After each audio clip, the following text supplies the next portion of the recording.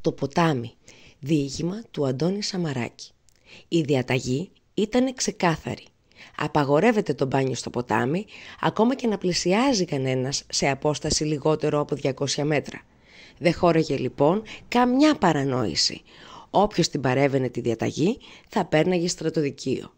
Τους τη διάβασε τις προάλλες ο ίδιος ο ταγματάρχης. Διέταξε γενική συγκέντρωση όλο το τάγμα και τους τη διάβασε. Διαταγή της μεραρχίας. Δεν ήταν επεξεγέλασε. Είχανε κάπου 3 εβδομάδες που είχαν αράξει δόθε από το ποτάμι. Κι ήθε από το ποτάμι ήταν ο εχθρός, οι άλλοι όπως τους λέγανε πολλοί. 3 εβδομάδες απραξία. Σίγουρα δεν θα βάσταγε πολύ τούτη η κατάσταση, μα για την ώρα επικρατούσε ησυχία. Και στις 2 όχθες του ποταμιού, σε μεγάλο βάθος, ήταν δάσος, πυκνό δάσος. Μες στο δάσος είχαν στρατοπεδεύσει και οι μεν και οι δε. Οι πληροφορίες τους ήταν πως οι άλλοι είχαν 2 τάγματα εκεί. Ωστόσο δεν επιχειρούσαν επίθεση. Ποιος ξέρει τι λογαριάζανε να κάνουνε. Στο μεταξύ τα φυλάκια και από τις 2 μεριές ήταν εδώ και εκεί κρυμμένα στο δάσος, έτοιμα για πάνω ενδεχόμενο. 3 εβδομάδες. Πώς είχανε περάσει 3 εβδομάδες. Δεν θυμόντουσαν σε αυτό τον πόλεμο που είχε αρχίσει εδώ και 2,5 χρόνια περίπου άλλο τέτοιο διάλειμμα σαν και τούτο. Όταν φτάσανε στο ποτάμι έκανε ακόμα κρύο. Μα εδώ και μερικές μέρες ο καιρός είχε στρώσει. Άνοιξε πια. Ο πρώτος που γλίστρισε κατά το ποτάμι ήταν Ελοχίας. Γλίστρισε ένα πρωινό και βούτυξε. Λίγο αργότερα σύρθηκε ως τους δικούς του με 2 σφαίρες στο πλευρό. Δεν έζησε πολλές ώρες.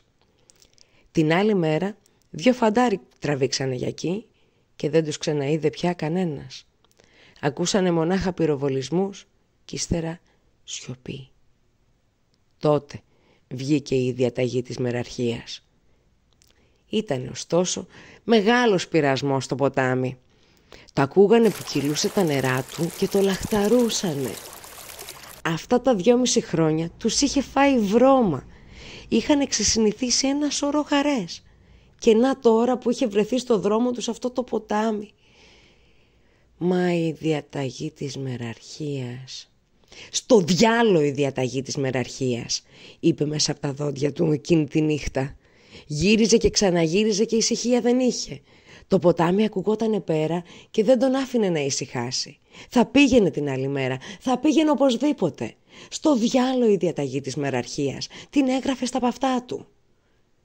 Οι άλλοι φαντάροι κοιμόντουσαν. Τέλος τον πήρε και αυτόν ο ύπνος. Είδε ένα όνειρο, έναν εφιάλτη. Στην αρχή το είδε όπως ήτανε, ποτάμι. Ήτανε μπροστά του αυτό το ποτάμι και τον περίμενε. Και αυτός, γυμνός στην όχθη, δεν έπεφτε μέσα. Σαν να τον βάσταγε ένα αόρατο χέρι. Ύστερα το ποτάμι μεταμορφώθηκε σε γυναίκα. Μια νέα γυναίκα, μελαχρινή, με σφιχτοδεμένο κορμί. Γυμνή, ξαπλωμένη στο γρασίδι, τον περίμενε. Και αυτός, γυμνός μπροστά της, δεν έπεφτε πάνω της.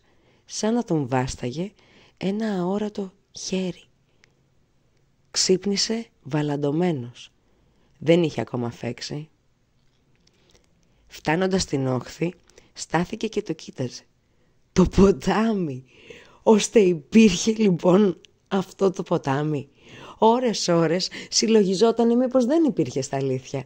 Μήπως ήταν μια φαντασία τους, μια ομαδική ψευδαίσθηση.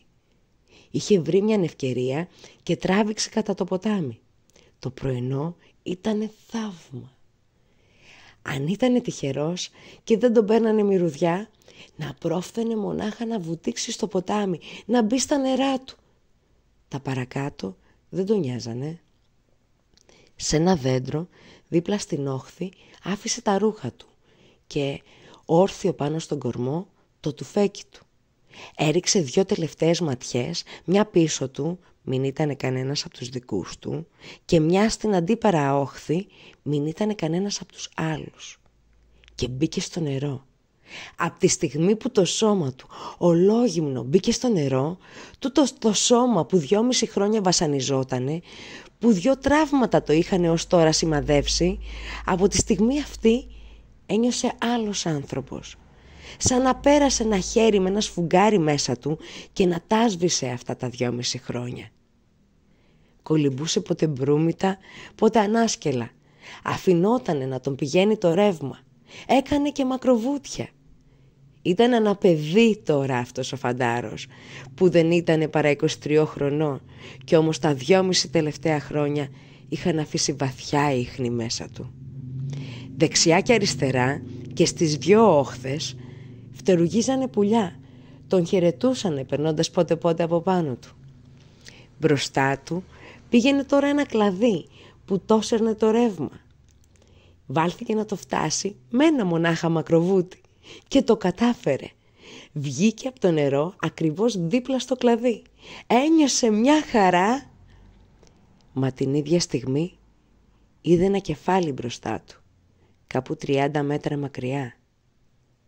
Σταμάτησε και προσπάθησε να δει καλύτερα. Και εκείνος που κολυμπούσε εκεί τον είχε δει. Είχε σταματήσει κι αυτός. Κοιτάζονταν. Ξανά γίνε αμέσως αυτός που ήτανε και πρωτήτερα. Ένας φαντάρος που είχε κιόλα 2,5 χρόνια πόλεμο, που είχε έναν πολεμικό σταυρό, που είχε αφήσει το τουφέκι του στο δέντρο. Δεν μπορούσε να καταλάβει αν αυτός αντίκριτου ήτανε από τους δικούς του ή από τους άλλους. Πώς να το καταλάβει? Ένα κεφάλι έβλεπε μονάχα. Μπορούσε να είναι ένας από τους δικούς του. Μπορούσε να είναι ένας από τους άλλους. Για μερικά λεπτά και οι 2 τους στέκονταν ακίνητοι στα νερά. Τη σιωπή διέκοψε ένα φτάρνισμα. Ήταν αυτός που φταρνίστηκε και κατά τη συνήθειά του βλαστήμησε δυνατά. Τότε εκείνος αντίκριτου άρχισε να κολυμπάει γρήγορα προς την αντίπερα όχθη. Μα κι αυτός δεν έχασε καιρό, κολύμπησε προς την όχθη του με όλη του τη δύναμη.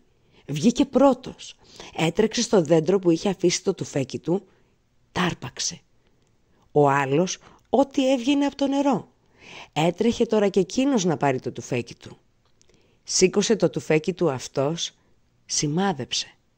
Του ήταν πάρα πολύ εύκολο να του φυτέψει μια σφαίρα στο κεφάλι. Ο άλλος ήτανε σπουδαίος στόχος, έτσι καθώς έτρεχε ολόγυμνος, κάπου 20 μέτρα μονάχα μακριά. Μα δεν τράβηξε τη σκανδάλη. Ο άλλος ήταν εκεί, γυμνός όπως είχε έρθει στον κόσμο. Και αυτός ήταν εδώ, γυμνός όπως είχε έρθει στον κόσμο. Δεν μπορούσε να τραβήξει. Ήτανε και οι 2 γυμνοί. 2 άνθρωποι γυμνοί. Γυμνοί από ρούχα. Γυμνοί από ονόματα. Γυμνοί από εθνικότητα. Γυμνοί από τον χακί εαυτό τους. Δεν μπορούσε να τραβήξει. Το ποτάμι δεν τους χώριζε τώρα. Αντίθετα, τους ένωνε. Δεν μπορούσε να τραβήξει. Ο άλλος είχε γίνει ένας άλλος άνθρωπος τώρα, χωρίς αλφα κεφαλαίο, τίποτα λιγότερο, τίποτα περισσότερο. Χαμήλωσε το τουφέκι του. Χαμήλωσε το κεφάλι του. Και δεν είδε τίποτα ως το τέλος. Πρόφτασε να δει μονάχα κάτι πουλιά που φτερουγίσανε τρομαγμένα, σαν έπεσε από την αντικρινή όχθη του φεκιά. Και αυτός γονάτισε πρώτα κι ύστερα έπεσε με το πρόσωπο στο χώμα.